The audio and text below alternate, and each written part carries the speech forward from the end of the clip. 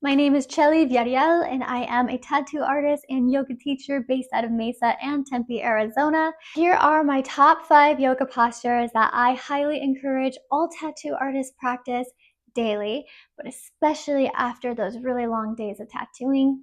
I also want to give a special shout out to Viori. Thank you for dressing me today. Thank you for accepting me as a V1 member. I'm so looking forward to connecting and working with your brand more, in addition to teaching some pop-up classes in person at Viori stores. Number 1, pigeon pose. Sanskrit name for this, Eka Pada Rajakapotasana.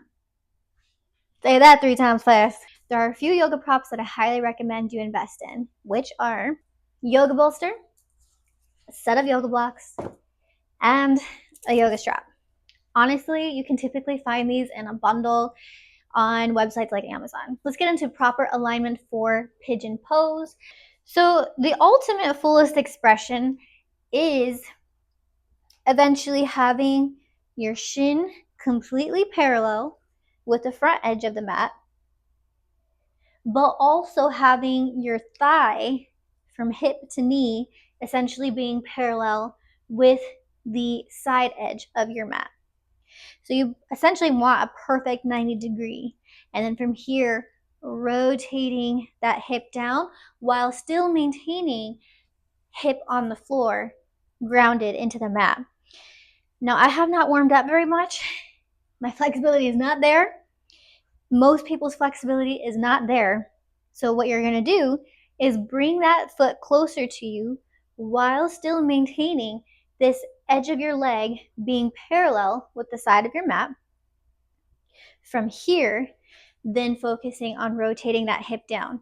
Now, if you're super, super tight, this hip honestly might be raised, might not even touch the mat. This is where having a block is going to be super handy. You can have it propped under your hip. You can play around with wherever you might need that. And then having your bolster in front of you. Maybe you have your hands here. You could also put your blocks and set them underneath. I would recommend having 2 to bring the bolster up higher if you need some more height. Play around with your props. Listen to your body. Figure out what feels good. You can come on down to your elbows, straight onto the bolster. And again, we're just always trying to focus on rotating this hip down to the mat, keeping a nice lifted chin, all nice elongated spine. And maybe here feels good. If you want to take it a little deeper, you can come all the way down. You can always play around with also just placing your bolster like under the belly, under the chest. And then from here, bringing your elbows down to the ground. You want to do both sides, of course, keeping everything nice and balanced. And it's that same thing.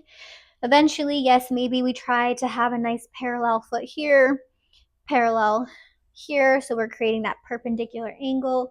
But maybe if you haven't really warmed up, or maybe your flexibility is not there, don't push yourself. It's never in your best interest to push your body past your flexibility. The other thing to keep in mind too is this back leg, we're keeping those toes untucked. I would recommend that you practice holding each pose for 3 Ujjayi breaths. If you don't know what Ujjayi breathing is, focusing on breathing through the base of the throat. You want to keep those breaths nicely controlled and extended. I always recommend making your exhalations a little bit longer than your inhalations. So a deep Ujjayi breath would sound something like this.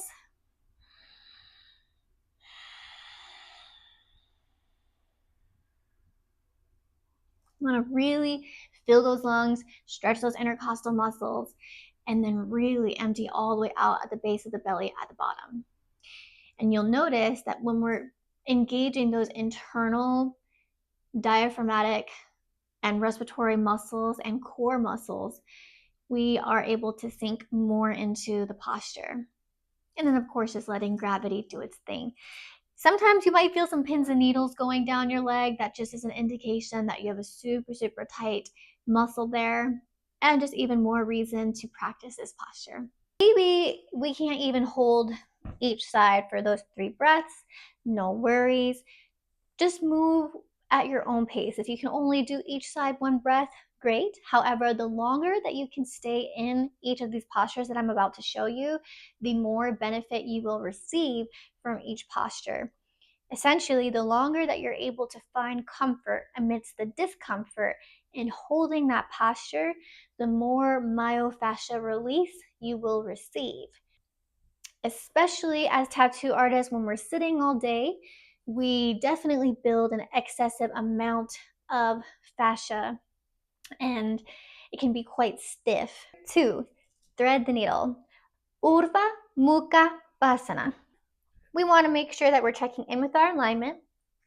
Our shoulders in line with our wrists, our knees in line with our hips, everything nice directly in line with each other. Let's go ahead and inhale, peel open that right arm, gaze up. Maybe you even take a few wrist circles one direction and then reverse the other. And take another inhale and reach.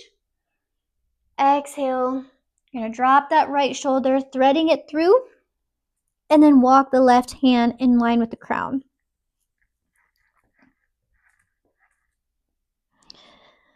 And this is a nice spinal twist. Really great for relieving tension in the neck, shoulders. I feel like it really gets into my thoracic spine especially. Feels so good. And if you can gently square the hips, you'll get a little bit better alignment and more benefit from the posture. And then come on out exactly as you got in. Same thing. If you can hold that posture for a good 3 breaths, do so. You may even get to a point of holding these postures for 5 long Ujjayi breaths, and then maybe you can work your way up to holding each posture for a minute, 3 minutes, 5 minutes, maybe even 10 minutes. All right, and then we'll do left side. I'll do it from this angle so you can see this perspective as well. Peel open the left. You can take your wrist circles. Inhale, reach. Exhale, dropping that left shoulder through. I don't want to.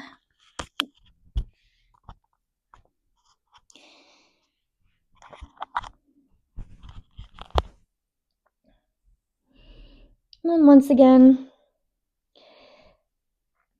you can keep your arm out wide. You can walk your arm forward.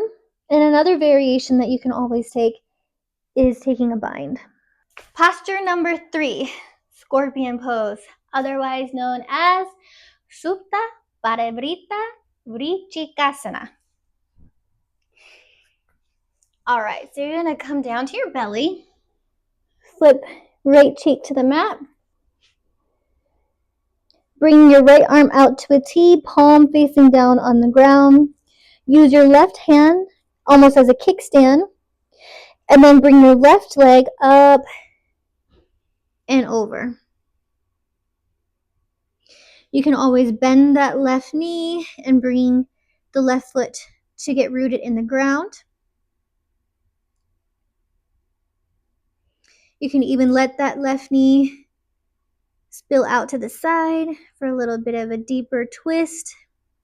You should definitely feel an opening in that right shoulder. You may even feel it in the right elbow as well as the right wrist. And then doing that same motion, left side.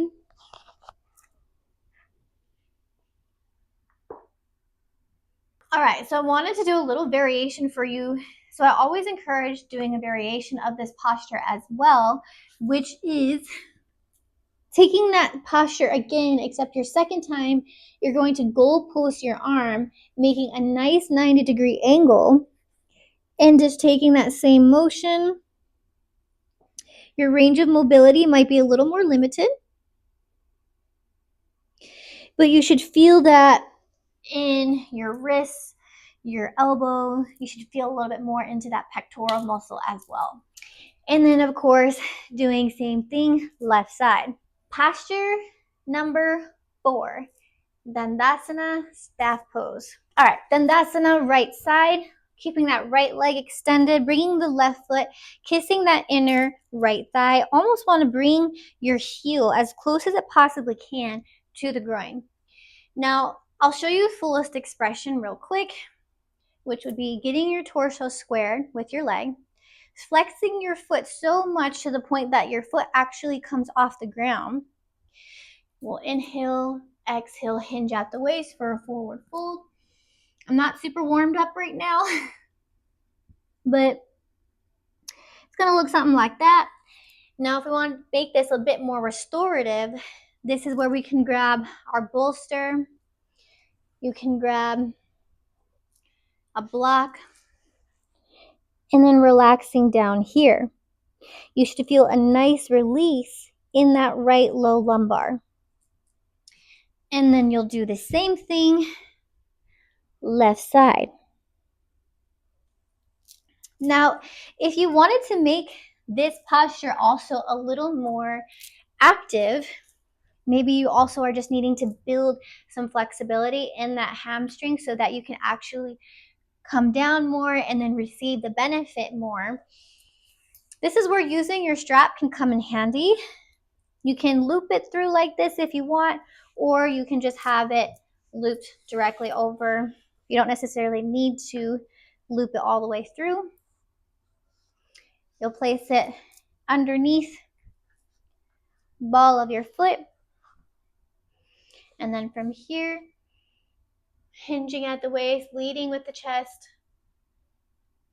and then eventually using your breath, your exhale, to continue pulling you forward and letting you sink more and more into that posture. Posture number 5, supine twist, otherwise known as Supta Matsyendrasana.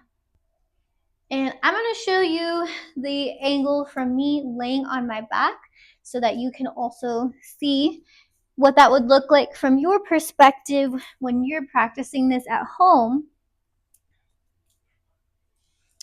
So doing that same motion that we just did in Dandasana, you're going to loop the strap right under the balls of your right foot. Kind of find right where that edge is, where you start to feel the hamstring pulling.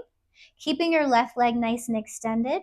We'll want to make sure we're maintaining shoulders kissing the mat.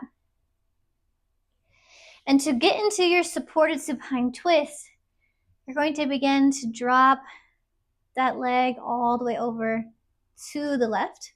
Maybe you even place strap into your left hand if you need to readjust. So that way you can get settled back in and maintain your shoulders on the mat. Then do so. And again, you can do that. You want to make sure that you're always balancing yourself out. Doing that on both sides. Another variation of this pose is giving your knee a nice squeeze and then dropping that knee over. Or another variation would be both knees together, dropping both all the way over to one side, flipping your gaze, and once again, keeping both shoulder blades on the mat.